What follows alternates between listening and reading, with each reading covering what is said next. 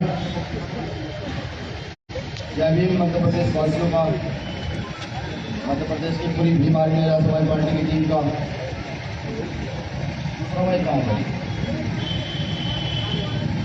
Bhim army Azad Samaj party की team का आभारी हूँ। आप सब लोगों ने मध्य प्रदेश में एक अलग जगह रखी है। आप ये बता रहे हैं कि आप जिंदा हैं।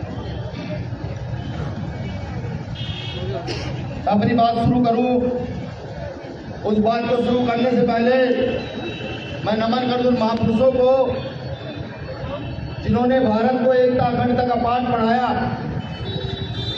वरना ये वही भारत है कि जब इसको सोने की चिड़िया कहा गया, तब यहाँ महिलाओं और छूतों के साथ दुर्व्यवहार होता रहा। मैं नमन कर दूं महापुरुषों को, जिन्होंने यहाँ गरीब मजदूर को अधिकार दिए, जिन्होंने यहाँ दलित पिछड़ों आदिवासियों को अधिकार दिए। मैं नमन कर दूं उन महामानवों को, जिन्होंने संविधान बनाकर हम जैसे गरीब परिवार के लोगों को भी बोलने का और सपने देखने का अधिकार दिया। हम जैसे गरीब परिवार के लोगों को भी आवाज उठाने का अधिकार दिया।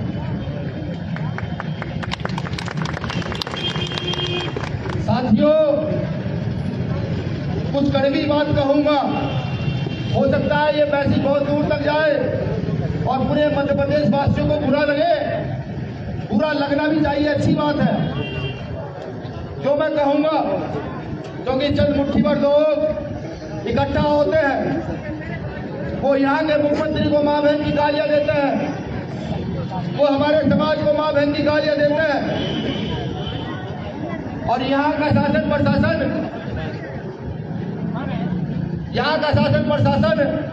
यहाँ की सरकार उनकी मदद करती है, उनके पीछे घूमती रहती है। ये देश की विडंबना है।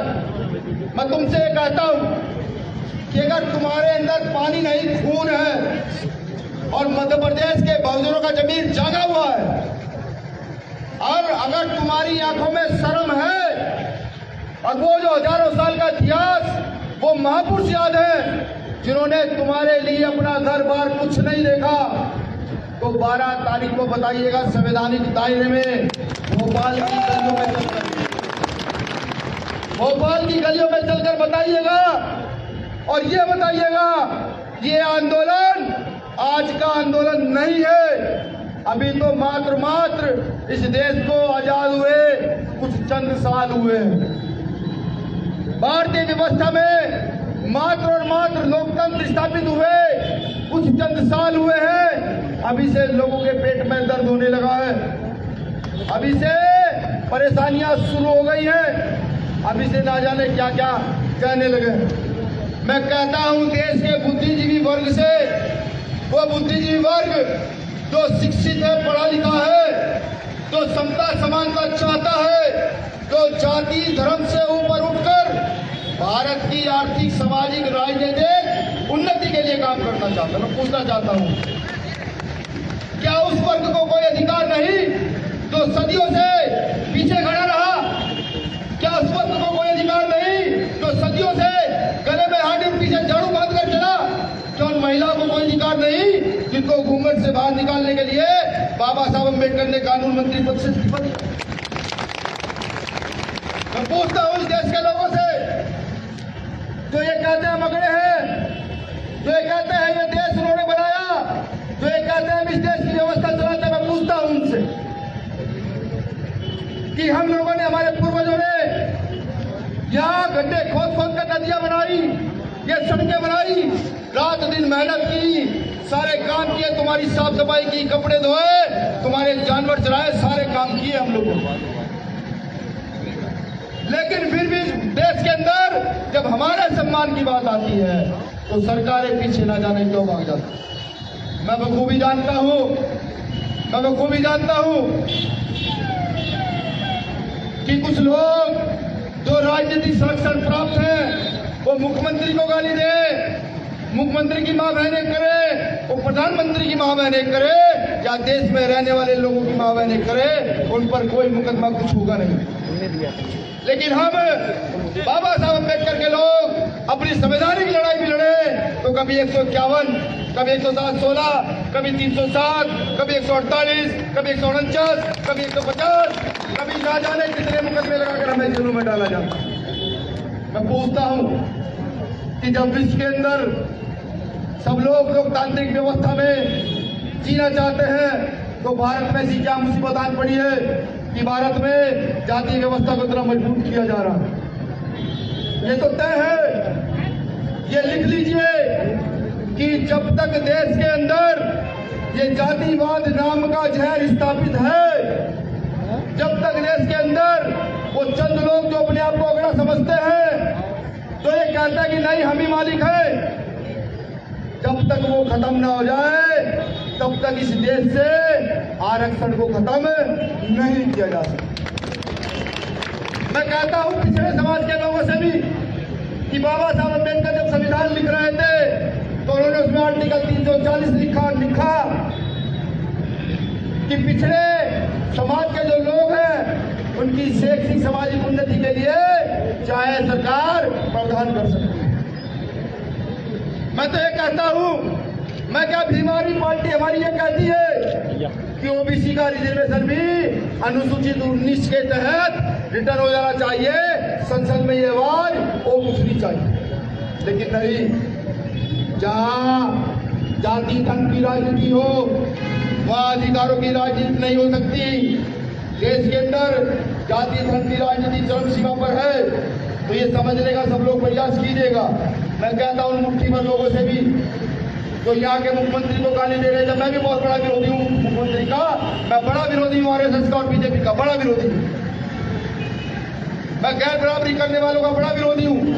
लेकिन मेरा ये फर्ज नहीं बनता कि मैं यहाँ मोहन भागवत को खड़ा कर मां बहन की गाली सुनाई। मेरी लड़ाई मोहन भागवत की विचारधारा से है, उसके परिवार से नहीं। मेरी लड़ाई शिवराज सिंह चौहान की विचारधारा से है, उसकी मां बहनों से नहीं। हम बाबा साहब अम्बेडकर को मानने वाले लोग हैं।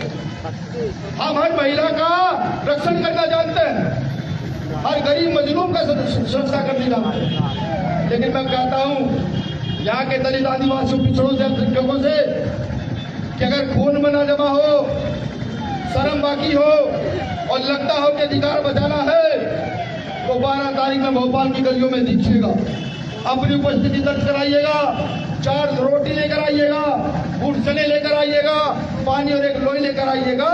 हो सकता है कि यहाँ के मुख्यमंत्री माननीय मुख्यमंत्री महोदय उस दिन ट्रेनें बंद करा दे जैसे वो पहले भी कर चुके हैं। हो सकता है कि यहाँ के मुख्यमंत्री महोदय बसें बंद करा दे जैसे वो पहले भी कर चुके हैं। अपनी व्यवस्था बनाकर आइएगा, घर से निकलिएगा और कोई संसाधन भी ना अगर मिले तो 12 तारीख के दिन पूरे दिन पैदल चलिएगा जहां तक पहुंच सकते हैं, अपनी उपस्थिति दर्ज करेंगे। और एक चीज और मैं कह दूं कि अगर आने का दम ना हो तो एक वीडियो मेरे नाम डालिएगा, भैया हम नहीं आ सकते मध्य प्रदेश के लोग, तो ध्यान रखिएगा लड़ाई अधिकारों की है। जिस प्रकार से निकाय चुनाव में ओबीसी का रिजर्वेशन, राजनीतिक रिजर्वेशन छीना गया था और हम लोग पूरी ताकत से आए थे, जेल गए थे, डंडे खाए थे, उसी प्रकार से पूरे देश की बीमारी से आवाज करूंगा, चलो मध्य प्रदेश, चलो मध्य प्रदेश, चलो मध्य प्रदेश। हाँ ने मैंने कह दिया, अगर मध्य प्रदेश के लोग कहीं डर में जी रहे हो तो आह्वान बता दीजिएगा एक बार। वो भोपाल क्या पूरा मध्य प्रदेश मिला हुआ है, चारों दिशाओं से भीम सैनिक मध्य प्रदेश के अंदर घुसेगा। संविधान अभी कुछ देर पहले सूचना आई, यहाँ CBCID के लोग होंगे, वो विदिशा मेरी सूचना को भिजवाइएगा माननीय कलेक्टर महोदय के पास कि जिन लोगों ने यहाँ मुख्यमंत्री को गाली दी उन्हीं लोगों ने भीमानवी के कार्यकर्ता को पुलिस के साथ मिलकर उसके घर से उठवाया, इसलिए कि उसने आरक्षण के पक्ष में पोस्ट डाली, इसलिए उठवाया और फिर थाने में उस कार्यकर्ता को पुलिस के साथ साथ उन लोगों ने पीटा और पीटने के बाद माफी मंगवाने का काम किया। मैंने पहले कहा बाबा साहब अम्बेडकर के लोग हम संघर्ष से पैन वाला जानते हैं, हमारे पूर्वजों ने रात रात दिन मेहनत करके संघर्ष की परिभाषाएं लिखी है जो इतिहास में दर्ज है। प्रशासन मध्य प्रदेश में वर्ग संघर्ष कराने में किसी भी सामाजिक संगठन या किसी भी जाति विशेष का साथ ना दे, बस मेरा इतना निवेदन है कि अगर ऐसा होता है कि प्रशासन ही मिलकर के भीम आर्मी के कार्यकर्ताओं को दलित आदिवासियों को घर से उठाकर जबरदस्ती पीटता है, या प्रशासन जाकर के उन छोटी मानसिकता के लोगों के साथ घरों में जाकर मां बहनों को गंदी गंदी गालियां उल्टा सीधा कहते हैं, तो ये बर्दाश्त नहीं किया जाएगा, किसी कीमत में बर्दाश्त नहीं किया जाएगा। तो मुझे पूरी उम्मीद है ये मेरा मैसेज विदिशा तक जरूर पहुंचेगा और विदिशा के साथ साथ मध्य प्रदेश के सभी कोनों तक पहुंचेगा ये मैसेज कि अगर मेरे किसी कार्यकर्ता के साथ गलत किया गया, उसके परिवार के साथ प्रताड़ना की गई, तो ध्यान रहे हम गोली का जवाब भी गोली से देना जानते हैं और डंडे गोली का जवाब भी डंडे गोली से देना जानते हैं। अब बाबा साहब को मानते हैं, वरना इतने इतिहास हमारे हैं कि अगर हम खड़े हो जाए तो रास्ते खाली हो जाएंगे, लेकिन बाबा साहब हमें बांध कर चलेगा। इसके जरिए संविधान लिखा कहेगा ये पहल यही तुम्हारी उन्नति का कारण बनेगा, इसको पकड़ो, इसको पकड़ रखा है साहब। तलवार नहीं पकड़ना चाहते, इसको पकड़ के रखना चाहते हैं। जिसमें क्षमता हो इस बहन की, जिसमें ताकत हो इस बहन को रोकने की, वो आए, मुकाबला करे, एजुकेशन में मुकाबला करे, हमारे साथ मुकाबला करे, हम बताएंगे हम कितने क्षमतावान इस देश के अंदर हैं।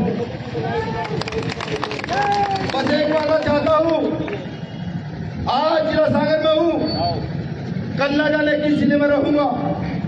एक वादा चाहता हूँ कि वो 12 तारीख का दिन सोने और खाने का दिन नहीं आप लोग अपने जीवन में लाएंगे। उस दिन सिर्फ ये सोचेंगे नहीं भोपाल चलना है।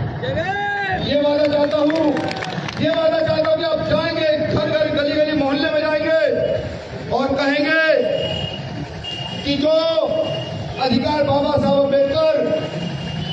अम्बेडकर हमें इसमें लेकर गए, इसमें लेकर गए हैं, उनको छीन रहे हैं चंद मुट्ठी भर लोग।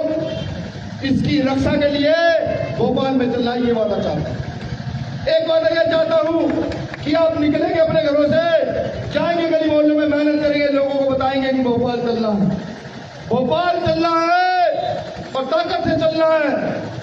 भोपाल में वो आ रहा है जो इसका सबसे बड़ा रक्षक है, जिसे हम रावण कहते हैं।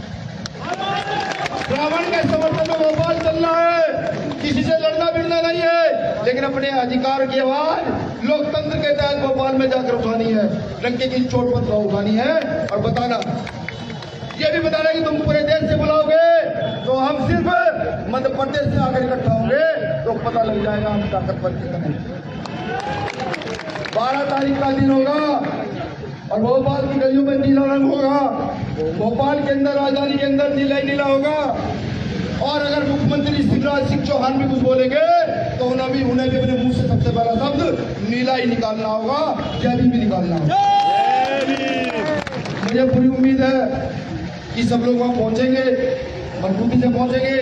आखिरी चेतावनी उनके लिए जो मेरे कार्यकर्ताओं को रोककर मारपीट करने का प्रयास कर रहे हैं, रुक जाइए, समझाइए, संवैधानिक लड़ाई आपकी लड़ाई हम लड़ते हैं।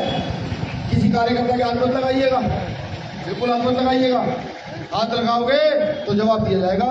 जय भीम आर्मी, जय संविधान, जय मध्य प्रदेश।